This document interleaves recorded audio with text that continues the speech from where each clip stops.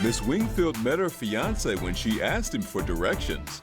Now, after 7 years of broken promises, missing money, and other women, she says the only direction left is away from him. Today on Divorce Court. All rise. The Honorable Judge Starr presiding. Hello, everyone. You may be seated. Your Honor, the case of Wingfield v. Davis. Thank you very much. Ms. Wingfield, Mr. Davis, a pleasure to have you here in Divorce Court. Welcome, everybody, to Divorce Court today. Today, we are going to explore the land of engagement. These people have been together for 7 years, engaged for 4 years, as I understand it, but are facing a crossroads. Yes. Ms. Wingfield, why are we in Divorce Court today?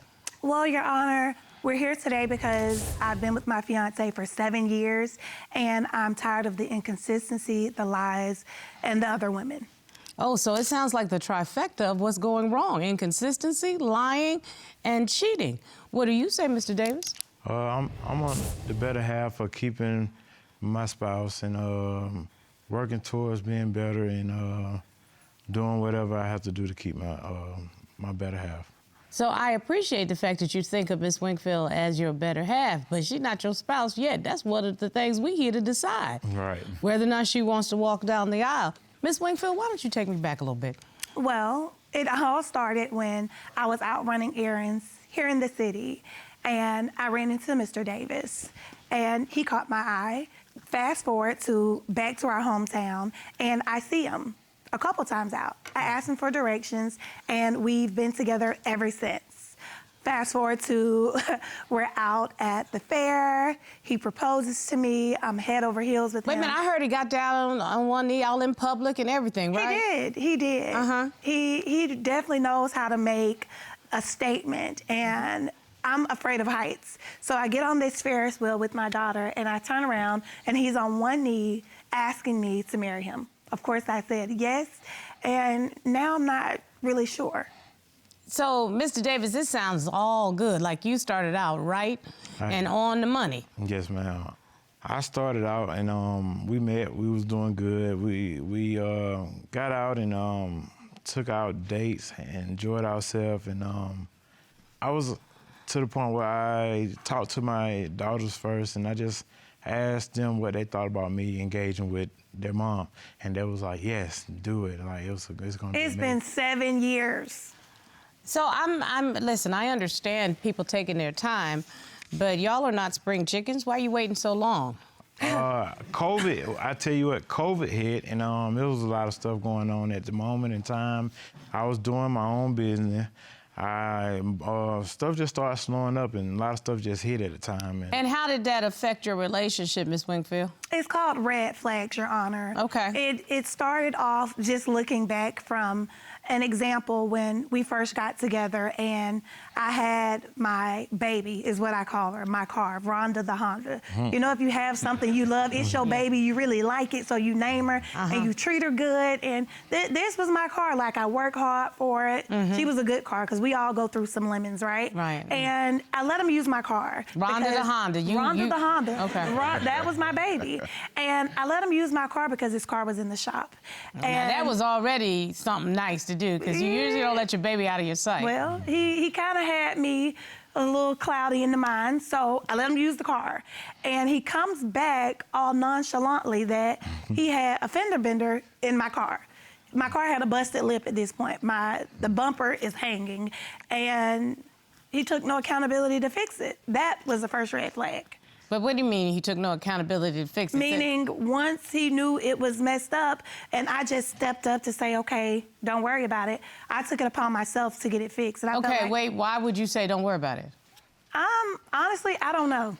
I'm gonna tell you why she said it. Okay. She said that in the state of, her baby dad, a mechanic, and he works on cars. She said, "Hey, don't worry about it, just a bump. He can, I'm sure he can fix it, and we'll get that out of the way. It's no big deal." But he should have done that. I shouldn't have. Even if I offered, he should have took it upon himself. Says, "It's my mistake. Let me fix it." Now, one, I agree with you on that. However, you can't throw the other man in his face. I understand, but I mean, it's like him not being able to want to keep a job. Now, don't get me wrong. When I first met him, he's a hustler. He likes to make fast money, whether it's selling plates, washing cars, selling clothing. He did this. But I let him know up front that I need consistency for me and my 2 children. I need you to have stability. So he went out. He got a 9 to 5, but he couldn't sustain it for a substantial amount of time. What do you mean by that? Meaning every couple months is like a 90-day term, something went wrong where he went AWOL with the job. How you lose a job? I mean, you have to explain exactly what happened. I understand Mr. Davis was working at a warehouse. Yes. And a lot of it had to do with not being up on time. That's definitely true. For instance, one day we're watching TV and it's about time for him to go to work, and I look over and say, hey, Trey, it's time for you to go to work. And he just tells me, oh, I quit. I don't work there anymore. And that goes to show lack of consideration for everyone else around you. So, Tag, you're it, Mr. Davis. What's that about? To be honest, I had pointed out at the time, and you had what? Pointed out going to work late. Had missed a couple of days. Just why were you late going to work? Just we had one vehicle, and my vehicle was causing problems. So, just sometimes we had to share the car. She had to be at work at 6. At the same time, I had to be at work at like 6, 7:32. We need to stop for a minute, sir. Everybody in this room got to go to work on time. Yeah. I don't know many families that can sustain itself on one income. And if you all make an agreement that we're about to build this family, Yes, ma'am. then there needs to be some consistency because the light bill's coming every month. Come on. Okay, every bill is coming every month. And so we have to be able to have consistency in the family. Does that make sense to you, what I'm saying? Yes, ma'am. But with 9 to 5 jobs, they're not just for me. I am an entrepreneur, all trades, and everything that I always did, it always worked in my favor. And so is that business sustaining the family? No. So I woke up and I look out the window and my car had been repossessed. Why was the car repossessed? I was behind on bills because I was picking up his slack. I end up taking my last $1,800 and getting the car out. I gave her my last $500 out of my pocket to put with that 18 to get You all the car. sincerely don't know how to manage money and you don't know how to plan. That's it.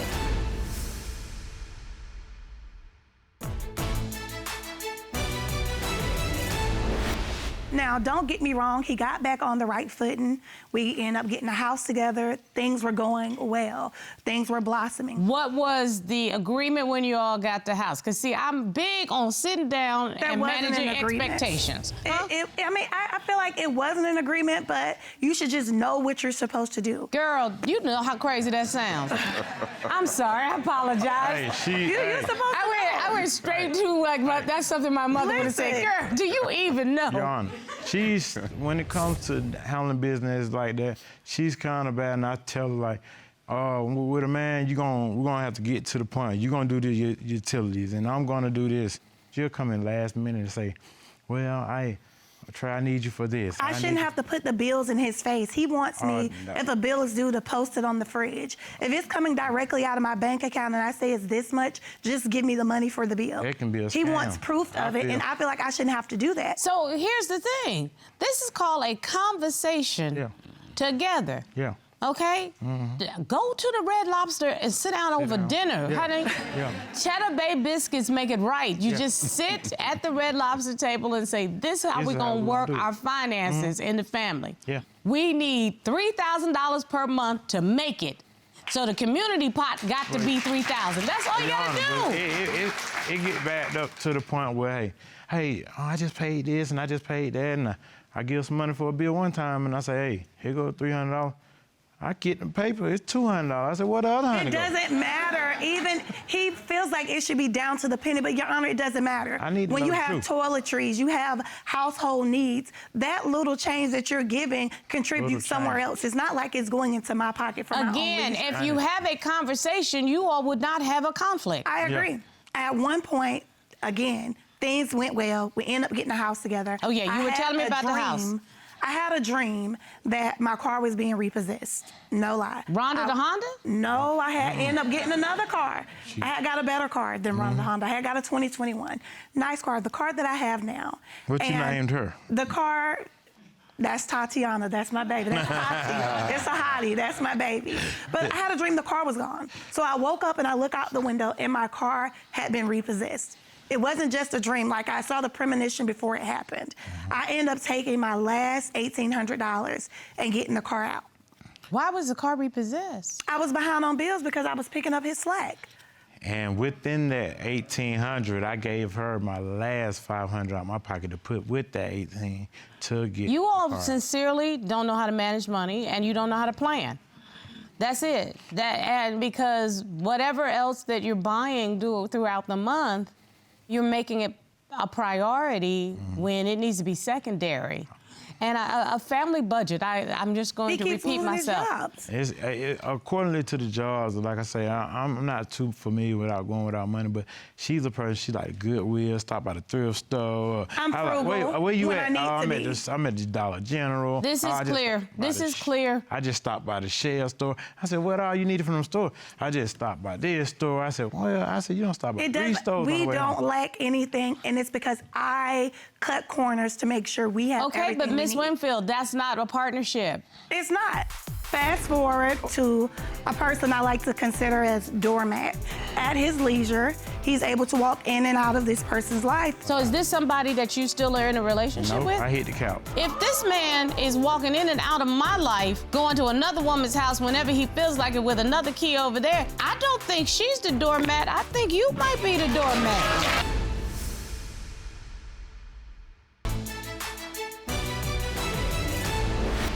When we talking about him being sneaky, for instance, I'm working, I'm doing what I need to do, and I put some money away in my Bible because, again, we're back on good footing.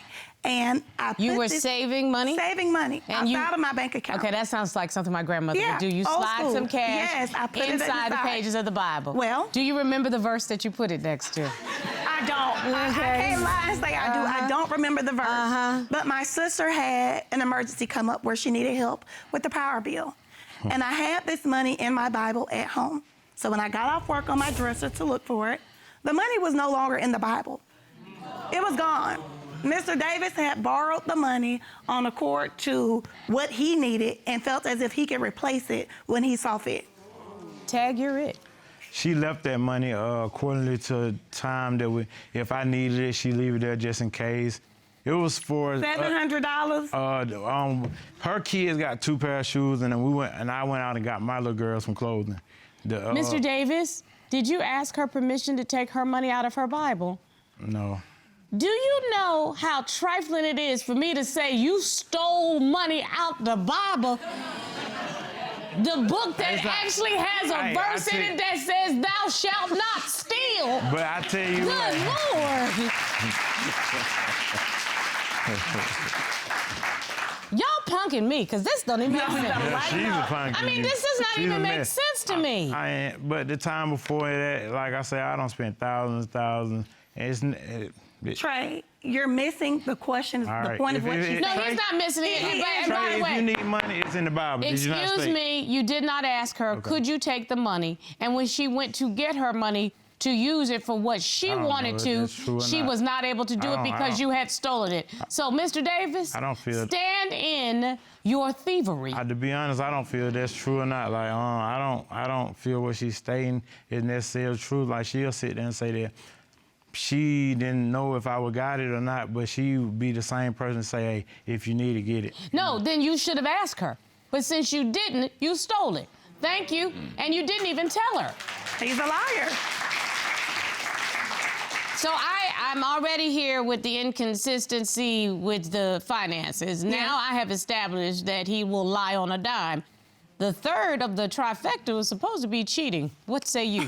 So, fast forward, or shall I rewind, to a person I like to consider as Doormat. You call this person Doormat. And the reason I call this person Doormat is because at his leisure, he's able to walk in and out of this person's life, regardless of what relationship he's in. And he told me this person was just a friend. And in the beginning, I had no reason to doubt him until I went to the phone and saw that they were texting, and she's telling him she loves him and her daughter misses him and all these things. And I bring it to his attention, and his response is, she's always been there for me. That's a friend.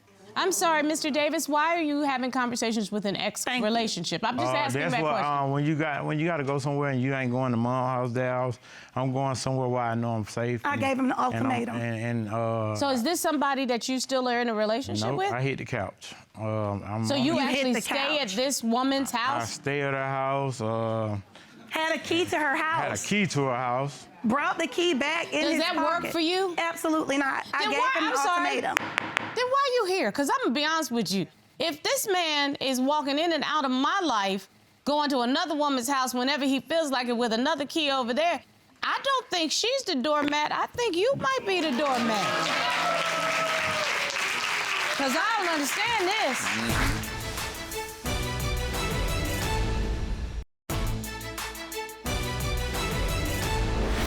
Miss Wingfield, you said to me there were a couple of red flags. Child, the flags are flying all over the place. They are. The Star-Spangled Banner of flags are up in here. The city is red. Okay, I just don't understand it. I mean, well, Your Honor, I got one more piece of this story, and I know it's ridiculous to say, but him and I fell out again, and he left.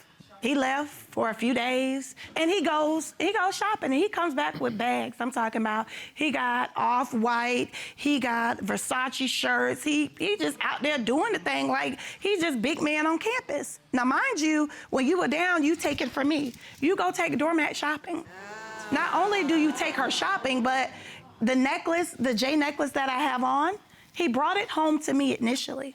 The necklace was too small for me because she's a smaller woman. I submitted a photograph of the necklace. That necklace. That's her necklace. That's mine. That's not the one. The girl, the exact same necklace, excuse me.